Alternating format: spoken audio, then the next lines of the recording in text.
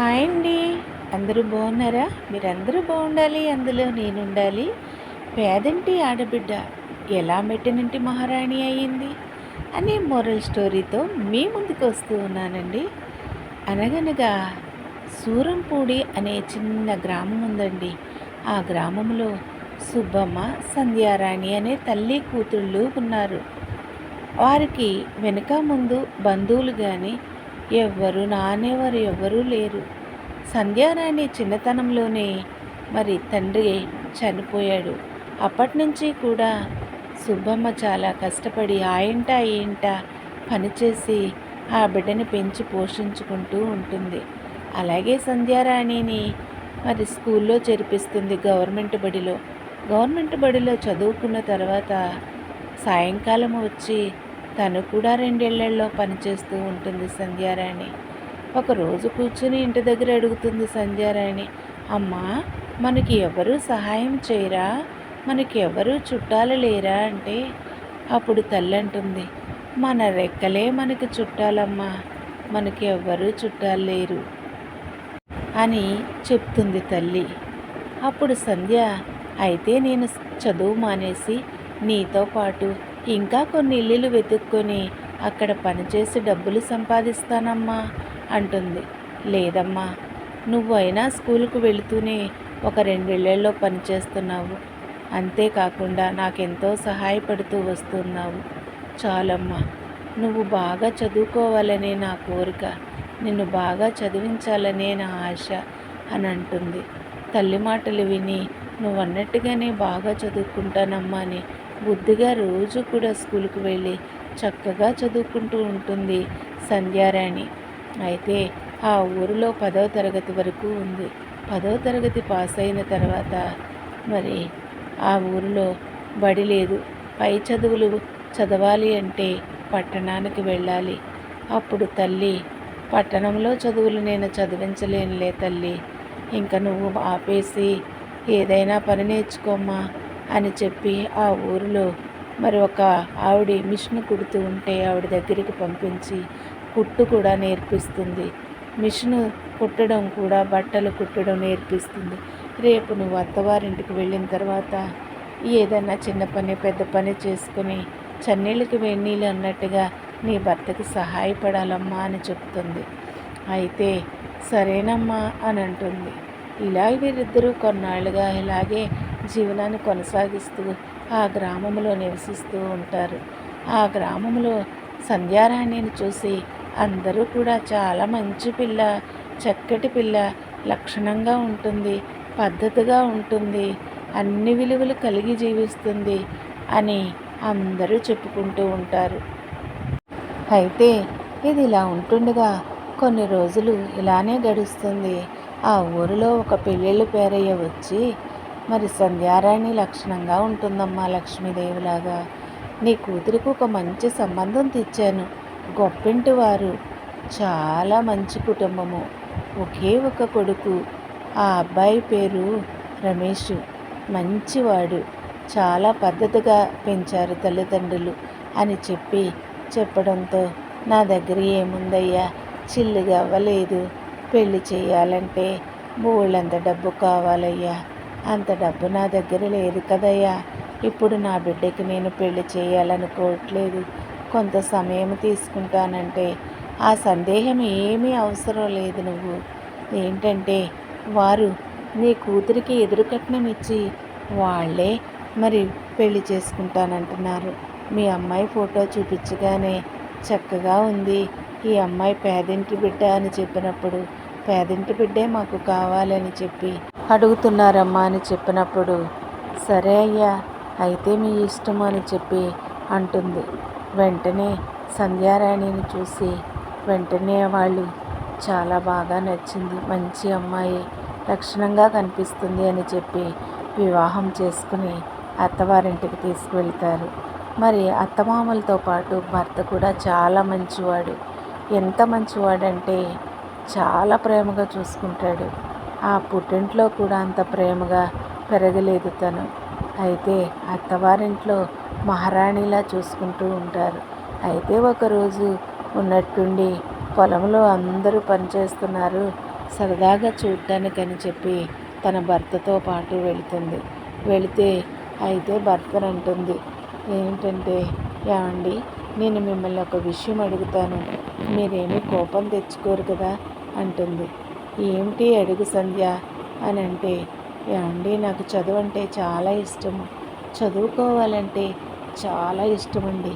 కానీ మాకు చదివించుకునే స్తోమత లేక అమ్మ నన్ను చదువు ఆప్ చేయించేస్తుందండి అని అంటే, అవునా, అంటే ఇప్పుడు నువ్వు చదువుకోవాలనుకుంటున్నావా అంటే, మీరు అంగీకరించి పర్మిషన్ ఇస్తే నేను చదువుకుంటానండి అంటే, సరే అమ్మ నాన్నకి చెప్తాను అని అనేలోపు అత్తగారు మామగారు వస్తారు.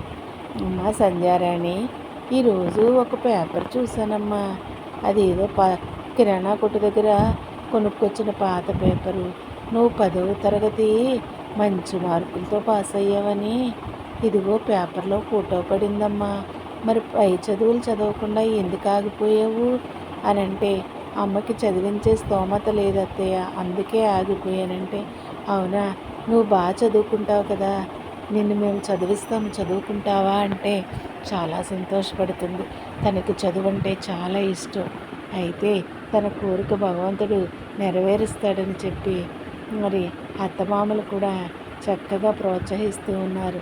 తన ఇంట్లో ఎంత ఇంటి కోడలుగా కాకుండా ఒక మహారాణిలా చూసుకుంటూ అన్ని పనులు కూడా వారే చక్కబెట్టుకుని తనకి ఏ పని చెప్పకుండా ఏం కావాలో అన్నీ కూడా బుక్స్ అన్నీ కొనిచ్చి మంచి మంచి డ్రెస్సులు కొనిచ్చి మంచి కాలేజీలో జాయిన్ చేస్తారు. ఇలాగే కొన్ని సంవత్సరాలు గడిచేటప్పటికీ చక్కగా అన్నిటిలోనూ కూడా తను ఫస్ట్ వస్తుంది. మంచిగా చదువుకొని మంచి కలెక్టర్ అయిపోతుంది. అయితే అప్పుడు ఆ భర్త చాలా సంతోషపడతాడు. అత్తమామలు మరింత సంతోషపడతాడు. అప్పుడు అంటుంది అత్తగారు, అమ్మా, నువ్వు మా ఇంటి మహారాణివమ్మా, నీ ఆశను భగవంతుడు ఈ రూపంలో తీర్చాడు. నీ ఆశ చదువుకోవాలని ఉందని వివాహం అవ్వగానే నువ్వు మాకు చెప్పుంటే నిన్ను అప్పటి నుంచే మేము చదివించేవాళ్ళము. నీకున్న ఆశను మేమెందుకు ఆపాలి అని చెప్పి అత్తగారు చాలా చక్కటి మాటలు, ఎంతో మంచి మాటలు మాట్లాడుతుంది. ఈ క్రెడిట్ అంతా నాది కాదు అత్తయ్య, మీది, మీ అబ్బాయిది, మావయ్య గారిది. మీరంతా నా కుటుంబం అంతా కలిసి నన్ను ప్రోత్సహించబట్టి నేను ఇంతటి దాన్ని అయ్యాను, లేకపోతే నేను ఇంతటి దాన్ని అయ్యేదాన్నే కాదు అని చెప్తుంది.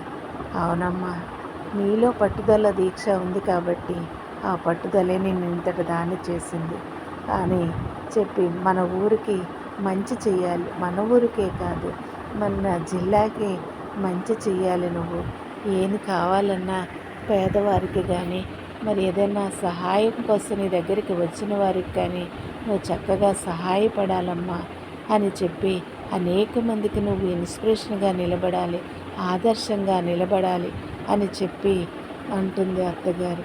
అలానే అత్తయ్య, మీరు నన్ను దీవించండి అని చెప్పినప్పుడు, అలాగేనమ్మా, అంతేకాదు మీ అమ్మగారిని కూడా తీసుకొచ్చి మన దగ్గరే ఉంచుకుందారి, అమ్మ కూడా ఒంటరిగా ఉండటం అని చెప్పి ఉంటుంది అత్తగారు. అప్పుడు తల్లి దగ్గరికి వెళ్ళి మరి భర్త తనును దీవెనలు తీసుకొని మరి నువ్వు కూడా మాతో పాటే ఉండాలి అని చెప్పి మరి తన దగ్గరికి పెట్టుకొని అందరూ కూడా చాలా సంతోషంగా జీవితాన్ని కొనసాగిస్తూ ఉంటారు. మరింత మంచి పేరు తెచ్చుకొని మరి అనేక మందికి సేవ చేయడమే కాకుండా ఆఫీసర్లందరిలోనూ కూడా నెంబర్ 1 ఆఫీసర్గా నిలబడుతుంది సంధ్యారాణి. ఇదిలా ఉంటుండగా ఆ ఊరిలో ఎంతమంది అయితే నిరుపేదలున్నారో వాళ్ళందరినీ కూడా మరి సర్వే చేయించే అధికారులను పెట్టి వాళ్ళందరికీ కూడా మంచి గృహాలు కట్టిస్తుంది. ఎందుకంటే ఆ యొక్క స్థితిలో నుంచే వచ్చింది కాబట్టి ఆ స్థితిని తను మర్చిపోకుండా అలాంటి వారు ఎవరున్నారో వారికి మంచి మంచి ఇల్లులు కట్టించడమే కాకుండా అలాంటి వారి బిడ్డలందరినీ కూడా చదువంటే శ్రద్ధ ఉన్న వాళ్ళందరినీ కూడా బాగా చదివించటానికి తను ఒక నిర్ణయం తీసుకుని వారందరినీ కూడా పేర్లు సేకరించి చక్కగా వారికి మంచి చదువులు చెప్పించి వారిని కూడా ఉన్నతమైన చదువులు చదివి మంచి ప్రయోజకులుగా మారి చదువుకున్న ప్రతి ఒక్కరూ కూడా మీకోసమే కాకుండా మరి మన ఊరు కోసము, మన ప్రజలందరి కోసము, మన రాష్ట్రం కోసము, మన దేశం కోసము ఉపయోగపడేటటువంటి విధంగా మనం ఉండాలి. అంతేకాని మనకు ఉద్యోగం వచ్చింది కదా, మనం చదువుకుని సంపాదించుకున్నాం కదా అని స్వార్థపరులుగా మనం ఉండకూడదు. ఇది అందరూ కూడా గమనించాలని వాళ్ళందరినీ కూడా మోటివేట్ చేస్తూ వారికి చక్కటి విద్యాబుద్ధులు చెప్పిస్తూ వారందరినీ కూడా ఆదరించి సహాయం చేస్తుంది.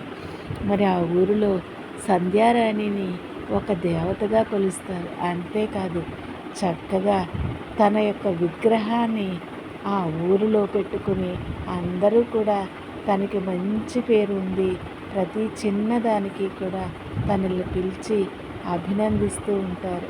ప్రతి కార్యక్రమానికి కూడా ఆ ఊరుగా కలెక్టర్ గారు రాందే ఆ కార్యక్రమం జరగదని ఆ ఊరంతా కూడా తీర్మానించుకుని ఆమెను అందరూ అభిమానించడమే కాకుండా ఆమెకు మరి అందరికీ కూడా నిలువెత్తు నిదర్శనం ఎవరంటే సంధ్యారాణి అని చెప్పి మంచి పేరు ప్రఖ్యాతులు గడించుకుంది.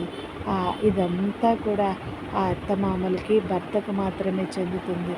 ఎందుకంటే తల్లి పునాది వేసింది, పూర్తిగా కట్టడాలన్నీ కూడా కంప్లీట్ చేసి ఆమె యొక్క మనసును ఎరిగి ఆమె ఆశను నెరవేర్చడానికి సకల విధాలుగా కృషి చేసినటువంటి ఆ అత్తమామలు కూడా అందరూ కూడా ఎప్రిషియేట్ చేస్తూ ఉంటారు. ఈ స్టోరీ మీకు ఎలా అనిపించిందో ఒకసారి మీ కామెంట్ ద్వారా తెలియచేయండి. Kadali vlogs, motivational words, inspiring stories, moral values, moral stories, జీవిత సత్యాలు మరెన్నో మంచి విషయాలు చెప్తూ నేను మీ ముందుకు వస్తూ ఉన్నానండి. Thank you for watching.